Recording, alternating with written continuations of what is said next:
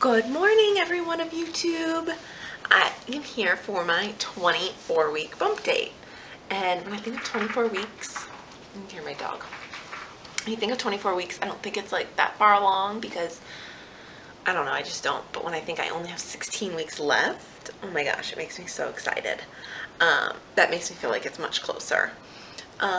This week, I am still a little bit morning sick, touch here and there. And tired. I'm so tired. I have napped almost every day. I have been like going to bed early and I don't know, I guess I'm just not sleeping that well or I'm just super tired. So I don't know what that's all about. I'm still waiting for that energy to come. I'm actually back to drinking decaf coffee. It's so cold here, so it's so nice. I still have to brew it in the garage. My husband's still brewing his coffee in the garage. Still, the smell of it brewing makes me quite sick. A lot of things, the smell still makes me really sick. Still using the respirator when I change Austin's diapers. And I also light matches when I'm done. And this is something I've been doing from the beginning, but I think I have forgotten to mention it. I have a couple of these. 250 matches, lots of matches. And just light them and let it burn for a second and blow it out before it gets to my fingers, the flame. If my husband feeds the dogs and I happen to walk by, it makes me sick, so he'll light a match sometimes. Just when he's done feeding the dogs, the smell of the dog food goes away.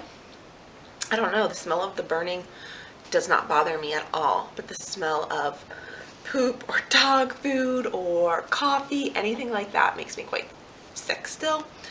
So that's been one trick I have been using.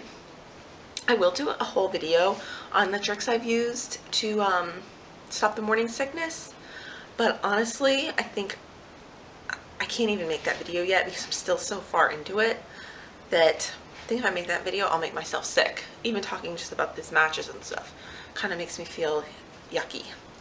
Hold on one second. Okay, sorry, I had to readjust you guys. I had a feeling you were too close. Yeah, so as tired as I am, I'm still doing Austin swim lessons at 8 a.m. every morning. It's like an indoor heated pool. And I must have lost my mind this week. I went ahead and bought a season annual Monday through Friday Florida passes to Disney. So later on this week, I think Wednesday or Thursday, the weather's going to be, pretty nice. So I think I'm going to go down to Animal Kingdom with him, our first Disney trip together. I haven't been in like over 10 years. So it'll just be a day trip. But oh my gosh, with a toddler by myself, I don't know what I'm thinking when I do these things. But yeah, I'm just really excited. I'm trying to get out of the house and do as much as possible. With this second baby, you feel like, you want to do stuff with the first before you know you're going to hole up for a while, because I definitely know I will be holed up for a while in the house, especially when you're just not sleeping well and you're up all night, because my first was so colicky and everything. So yeah, definitely I'm going to try to get out and do as much as possible with him. Plus, we can't use the pass in the summer because of the blackout dates. There's only $275 pass, the Monday through Friday pass, with tons of blackout dates, being like 3 months of the summer, which is fine because I don't feel like going out there at 100 degrees. Plus, I'll have like a newborn baby at the end of May, so it works perfect for us. Weird thing that happened this week. So they've been talking about the Zika virus, and it's the mosquitoes biting people, and they think it might be leading to birth defects if you're pregnant and you get bit by a mosquito that has the virus. So, I mean, lots of diseases can be spread through mosquitoes, like malaria. There's other things I'm sure too. But it's just kind of scary because our governor here in Florida put the warning out for emergency, like, I don't know, high risk for 4 counties or 5 counties. And none of them are my county. So, but still, some of them are north of me and some of them are south of me. So, I don't know. I'm just really glad it's really cold this week. It's like in the 30s, so hopefully it kills off the mosquitoes, because there have been mosquitoes this whole winter because they have not been killed off, which means summer is going to be horrible. Luckily, I'm due in May, so hopefully by the time they build back up their population, it won't be a worry. And I don't even know if they really know if this link is legitimately correct, but it seems to be enough that they're like sending out warnings. And if I wasn't pregnant, I wouldn't worry about it, because you just get kind of like flu-like symptoms and you get sick and you get better. But when you're pregnant, it's just everything is different. Or if you are already sick, if you have, another disease, or if you have cancer, or if you have something else. It just makes these things much harder on your body. I guess it's like getting pneumonia. If you're completely healthy, you're probably going to be fine. But if you're sick, pregnant, young, old, it's just more of a risk. So I'm not freaking out about it, but I'm definitely cautious and careful. And I'm going to be looking for some pregnancy safe off spray for probably March or April. I'll probably have to start wearing that. So it's just something to think about and be aware of and be educated. I feel like I don't think it's something to freak out about, but you still have to be aware. Oh, a lady rubbed my belly this week. A random stranger rubbed my belly, but it didn't bother me. I hear of all these women, it's so annoying, it bothers me, but she was just so sweet, and she was like this little old Asian lady, and I don't know, it did not bother me one bit. But my mom and my mother-in-law, they do it all the time, and they annoy me. So I don't know what it is that I was okay with a stranger, because she was just so sweet. I don't know, it did not bother me though. I guess that bothers most people. Sometimes I feel like when you know the people, it's more annoying than the strangers.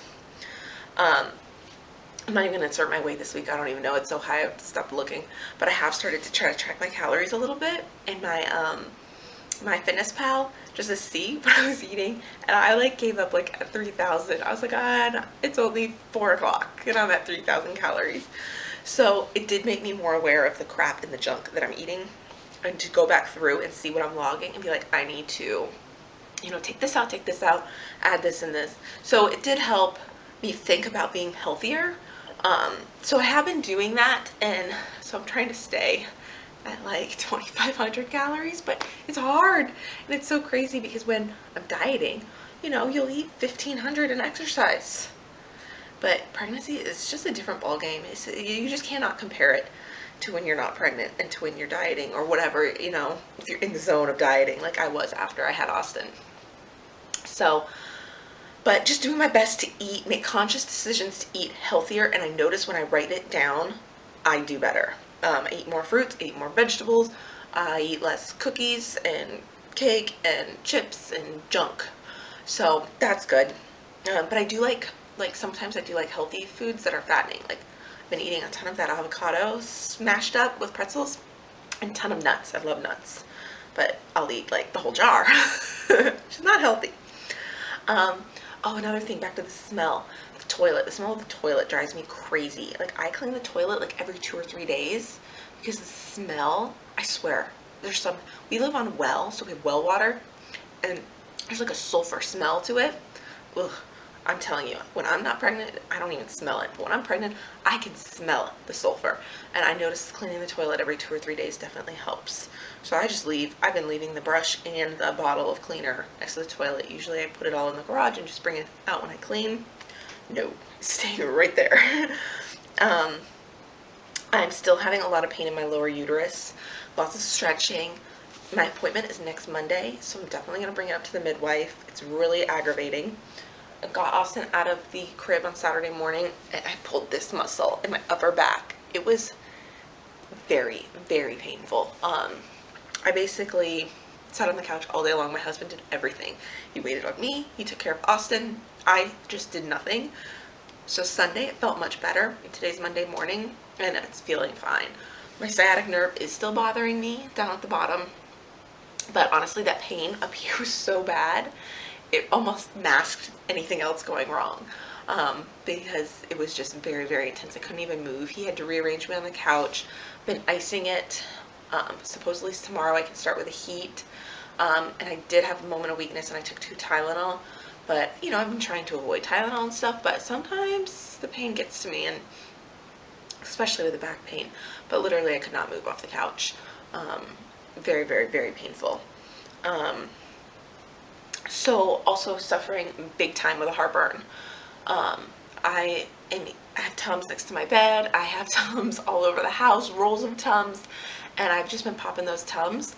And my husband's like, is there a limit on how many you can take? I was like, no. Well, I flipped it over to look at it. If you're not pregnant, you can take 10 a day. If you are, you can take 6. It was definitely exceeding the 10 a day. I was probably taking 12, 14 Tums a day because the heartburn is so bad. So now I'm only doing 6. So I am keeping track of how many I'm taking. I am limiting it to 6, and I am only taking 1 at a time, where normally I would take 2 at a time. And I noticed it still cuts down on the heartburn. So I don't think I needed to be taking 2 at a time. But I guess it just depends on how bad the heartburn is. If I catch it right away, I've noticed that the 1 is fine. I've also, I like the assorted fruit flavors. My husband likes the peppermint or the spearmint, whatever it is, the mint one. Usually I like mint stuff, but I don't like those as much. It's like you're breathing it back up. I don't know, the fruit one, it seems like you eat it and the taste goes away. Or the mint one, it lasts. And the last thing I think is these books I have been reading on my bedside. There's one called Belly Laughs. I mean, I know she has some crazy ideas and she's a little wacky, but by Jenny McCarthy, Belly Laughs, being pregnant. So, I mean, it's a little old. I think she wrote it in like 2004, 2005, but it is hilarious. Like, laugh out loud, so funny. I read it in one, like, afternoon or night, whatever. So good. So I went and got the Baby Laughs. I think I just ordered them on Amazon. Not as funny, but I also don't have a newborn right now, so maybe I'll reread it when I have a newborn, like halfway through. But that Baby Laughs, maybe it's something about being pregnant and reading about another pregnant person and their misery, but the way she puts things, literally laughing out loud, so funny. I don't know, good reads if you have a little extra time and a little extra money to spend on a couple books. This week, so 24 weeks, the survival rate is definitely bumping up and up and up. It's 40 to 70%. So 40 to 70% survival rate. And this baby is measuring like a full week ahead, which my son was too, measuring a full week ahead, and he came a full week ahead. So I mean, I would think I would be closer to the 70% survival rate if I went into labor now. But this is the week that the surfactant and the lungs are really starting to develop, and you really don't want the baby to be born before the lungs are developed. So it just makes me feel like, okay, we're getting, you know, further along, safer, but I definitely am not feeling that sigh of relief. I don't know if you feel that until, the late 30s, like 35, 36, 37 weeks, where you're like, okay, it's fine. This baby's born now. So I'm not feeling that, but definitely feeling like it's getting closer, and I only have 16 weeks left, and the survival rate is just going up and up and up, which makes me think we need to get a name for this baby, and we do not have a name, and I feel horrible. And when I was pregnant with Austin, we were told it was a girl, so we had a name for her. It was Ruby. So we kept calling her, which is a family name. We kept calling the baby Ruby, and we talked to the baby, and we really bonded with this baby. Well, then it came out and it was Austin, so it was a total mindfuck. But anyway, I just feel like at least we called it by something, even if it wasn't its eventual name. So I guess it's okay to call it little baby or baby boy, which is what we've been doing. But I really want a name for this baby.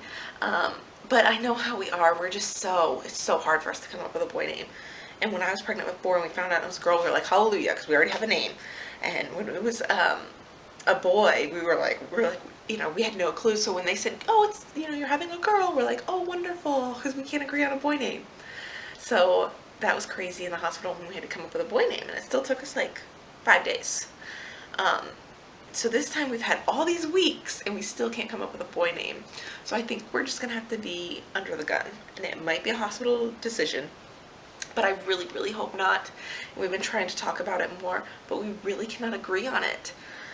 So who knows? I don't know what we're gonna do. I like the name Ace. I really like the name Ace.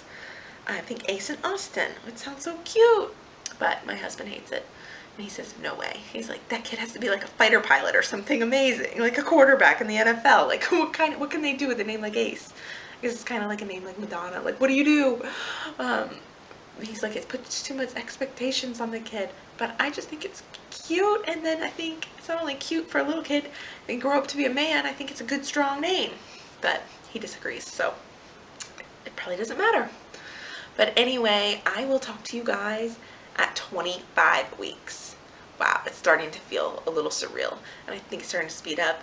That's probably just because I'm feeling much better. Still not great, but much better. But I'm gonna go drink the rest of my cold decaf coffee, and I will see you guys at 25 weeks. Bye.